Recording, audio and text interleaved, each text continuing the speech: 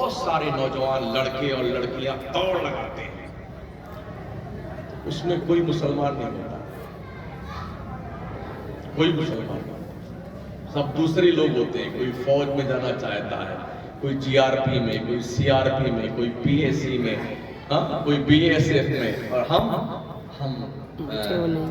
انگار بیچیں گے، کچھ نہیں ملے گا تو یہ بوائلر مرغا لا کے وہی کاٹ کے بیچا کریں گے۔ مسلمان خانے کا نمبر ہے ہاں، بغیر گوشت کھائے جو ہے اس کو چین نہیں آتا ہے۔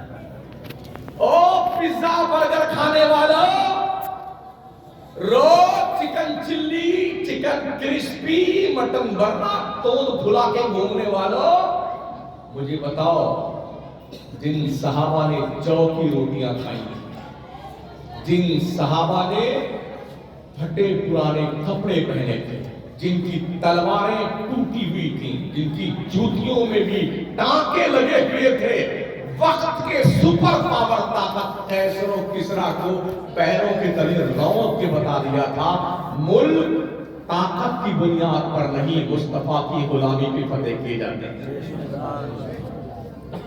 یہ تاریخ ہماری ہے۔ حضرت مولانا روم فرماتے ہیں، ایک چرواہا تھا، ایک دن شیر کا بچہ اسے جنگل میں مل گیا، چھوٹا سا، تو اس بچے کو لا کر کے اس نے اپنے بکریوں کے ریوڑ میں ڈال دیا۔ اس کو پتا نہیں تھا کہ میں شیر ہوں، تو جیسے بکریوں کو میں کر کے دیکھتا نا، سنتا، تو وہ بھی شیر کا بچہ بھی میں کرتا ہی۔ بکریاں گھاس چرتی، وہ بھی گھاس چرتا۔ اس طرح سے پل پل کے جوان ہو گیا شیر کا بچہ۔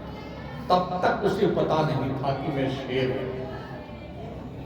ایک دن ندی کنارے چرواہا بکریوں کا ریوڑ لے گیا پانی پلانے کے لیے، لائن سے بکریاں منہ ڈال کے پانی پی رہی، اسی میں یہ شیر ببر بھی پانی پی رہا ہے۔ اپوزٹ سائڈ سے جنگل سے نکل کے شیر ببر پانی پینے آیا ہوا تھا۔ اس نے جب آنکھ اٹھا کے دیکھا، یار یہ بکریوں کے بیچ میں ہماری برادری کا ایک کینڈیڈیٹ کیسے تشریف رکھتا ہے، تو بڑے تعجب میں دیکھا، اور وہیں سے اس نے اپنی لینگویج میں کچھ کہا، اور اس شیر نے پانی پینا چھوڑا، ادھر دیکھا، میری شکل تو اس سے ملتی جلتی ہے، یہ میری برادری کی تو یہ کمپنی ہے ہی نہیں، میں بکری نہیں، میں شیر ہوں۔ جب اس کا یہ احساس بیدار ہوا کہ میں شیر ہوں نا، تو ایک بکری کو ادھر پکڑا، ایک کو ادھر، یہ دیکھ کے روانہ ہو گیا۔ ہم بھی شاید گھاس پھوس کھانے والوں کے بیچ میں رہ کر کے بھول گئے ہم بدر کے 313 مجاہدین کی اولاد ہیں۔ ہم بھول گئے کربلا کے ان مجاہدوں کی یادگار ہیں جنہوں نے گھر بار لٹا کے دین بچایا ہے۔ کب آپ کو احساس ہوگا کہ آپ کا ضمیر جاگے اور آپ دین مصطفیٰ کے کھڑوں کے لیے اٹھ کھڑے ہو، کب آپ جاگیں گے؟ سیکھیے علم، مدرسے آپ کی آخری پناہ گاہ ہے، انہیں سنبھال کر رکھیے، بچا کر رکھیے۔ آج مسجدوں کے مناروں پہ اذان ہو رہی ہے تو مدرسوں کی دین ہے، ممبروں پہ خطبے ہو رہے ہیں تو مدرسوں کی دین ہے، نکاح پڑھائے جا رہے ہیں مدرسوں کی دین ہے، جنازے پڑھائے جا رہے ہیں مدرسوں کی دین ہے، سنیت بچی ہوئی ہے مدرسوں کی دین ہے، عشق مصطفیٰ کے چراغ میں لو تیز ہو رہی ہے، یہ مدرسوں کی دین ہے۔ اگر یہ بجھ گئے نا، تمہیں کوئی بچا نہیں سکتا، بجھنے سے۔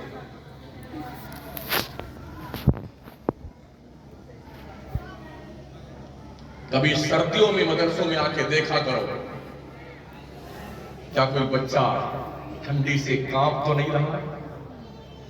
اگر پیسے اس کے پاس نہیں ہیں تو سویٹر لا کے دے دے خرید کر، لحاف لا کے دے دے، گرم پانی کی مشین لا کے لگا دو۔ یہ اس کھانے سے زیادہ ثواب ہوگا جو تیرے باپ کے مرنے کے 40واں 20واں درسے اور 10ویں پہ کھلاتا ہے اپنے خاندان کی توڑ ٹنکی بنانے کے لیے نا، اس سے کہیں زیادہ ثواب ایک غریب بچے کے لیے کوئی بستر دے دینے میں۔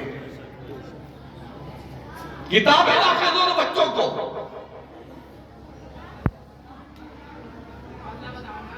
بچے بھی کئی کوالٹی کے ہوتے ہیں. اسکول جانے والوں کے لیے بڑا اچھا اہتمام ہوتا ہے.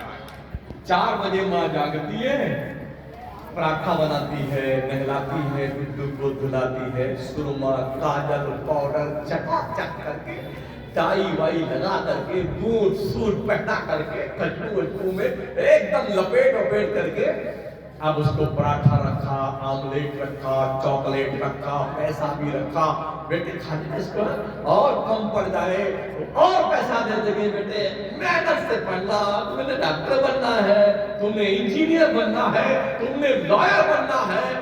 اب جب گڈو سج کے تیار ہوتے ہیں تو گڈو کے پاپا کو ان کی ممی جگانی آتی ہے, اٹھیے اٹھیے, اسکول کا ٹائم ہو گیا. سکی آنکھیں بھر کے اٹھتا, موٹر سائیکل اٹھایا, اسٹارٹ کیا, بھر سے اسکول کے گیٹ پہ سی آف کر کے آ گیا گڈو صاحب, پھر لینے جاتا. اور جس بچے کو مدرسے میں بھیجا جاتا ہے پھٹا ہوتا ہے, کرتا بھی پھٹا ہوا ہے, پیجامہ پھٹا ہوا ہے, ٹوپی بھی میلی کچیلی, ہاں کوئی نہلانا نہیں, دھلانا نہیں, کریم پاؤڈر نہیں, یہ دونوں نلی بھی چالو ہے. کبھی کبھی یہ اندر بھی تشریف لے جاتا ہے. ہاں یہ بیٹا پوچھتا ہے, آرا روٹ لگا ہوا ہے آستین میں. اسکندر قرآن کا 4 رنگ پہلے کا غائب, 4 پیچھے کا غائب, نہ پیسہ دیتی ہے, 2 تھپڑ اور مارتا, 2-4 گھنٹہ مولوی کا دماغ چاٹ کر جانا, تب تک مجھے فرصت مل جائے چھایا گیت دیکھنے کے لیے. کیوں کرنے یہ موبائل کی دادی اماں جو ناسور بن کے تشریف لائی ہے نا, ایک فنگر پرنٹ کے نیچے جہنم کے 8 دروازے کھلتے ہیں. ایک فنگر پرنٹ کے نیچے سارے دروازے اوپر ہو جاتے ہیں. تو میں عرض کر رہا تھا, بچیاں یہاں کی ہیں یا کہیں کی, اکیلے پڑھتی ہیں پنجگنی, بمبئی اور جی دلی جیل میں کہاں, اور غیر محرم بچوں کے ساتھ گھل مل کر کے. جبکہ آپ جانتے ہیں یہ جو موبائل ہے بہت کچھ اس میں ہے, اور میری آقا فرماتے ہیں جب 2 غیر محرم لڑکا لڑکی اکٹھا ہوتے ہیں تو تیسرا ان میں شیطان ہے. ہم سمجھ رہے ہیں کہ ہماری بچی پڑھ رہی ہے, بہت کچھ برا ہو چکا ہے ساتھیوں, خدا کے لیے بیدار ہو جاؤ. میں نے تخمینہ لگایا ہے ملکی پیمانے پر خربوں روپے ہمارے جلسوں پہ خرچ ہوتے ہیں سالانہ. ریفنڈ کیا ملتا ہے ہمارے سنیوں کو؟ 5%. ملک کے بیشتر علاقے میں 2-3 شاعر بلائے جاتے ہیں, ان کا نذرانہ 50,000, 70,000, 80,000. ایڈوانس دروگ بھی کھاتے ہیں.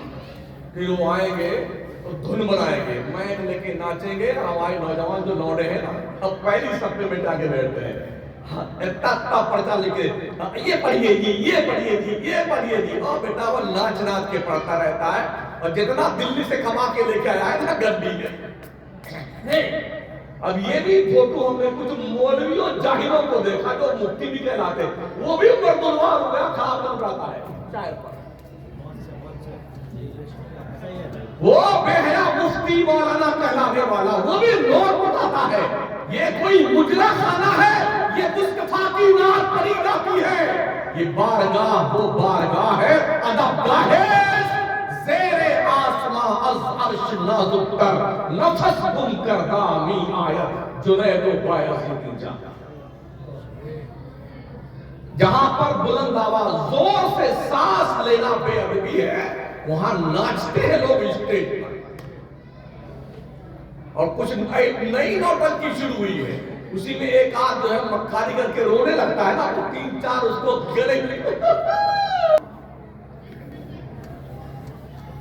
نظرانہ بے غیرت طے کرتا ہے. تو تجھے نبی کا تقویٰ یاد نہیں آتا؟ دین کے ویاپاری مذہب بیچنے والے مکاری کر کے آنسوؤں کا بھی پیسہ وصول لیتے ہیں. 70,000 تو نذرانہ لیا کم وقت نے اور 25-30,000 روپیہ چھوٹ آ گئی ہے، تو اتنا بڑا بیگ لے کے بھرتا بیٹا بیٹھا مسکراتا رہتا بھرتا رہتا. دیکھا ہے نہیں دیکھا ہے؟ ان سے اچھی باتیں مدرسے کے بچے پڑھتے ہیں ہوتے. ہاں سن لو کان کھول کر کے، مدرسے کے بچے کو آپ 1,000 روپیہ دے دیں قسم خدا کی اس کا دل اتنا چوڑا ہو جائے گا. مگر یہ جب بچہ نہیں تھوڑا وہ ناچنے والا ہونا چاہیے، پھرکنے والا ہونا چاہیے.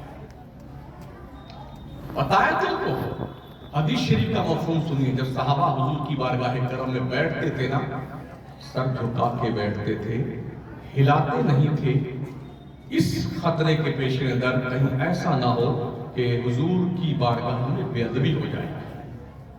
روایت میں ملتا ہے ان کا تصور یوں تھا کہ اگر وہ سر ہلا دیں گے تو چڑیا بیٹھی ہیں سر پہ وہ اڑ جائیں گی. یوں تھا ان کا تصور. اتنے ادب کے ساتھ بیٹھتے تھے. نظر بھر کے حضور کا جمال جہاں آرا دیکھتے نہیں تھے. جیسے نظر رخ زیبا پہ پڑتی تھی فوراً چھپ جاتی تھی نظر ملاحت مصطفی. یہ معیار تھا.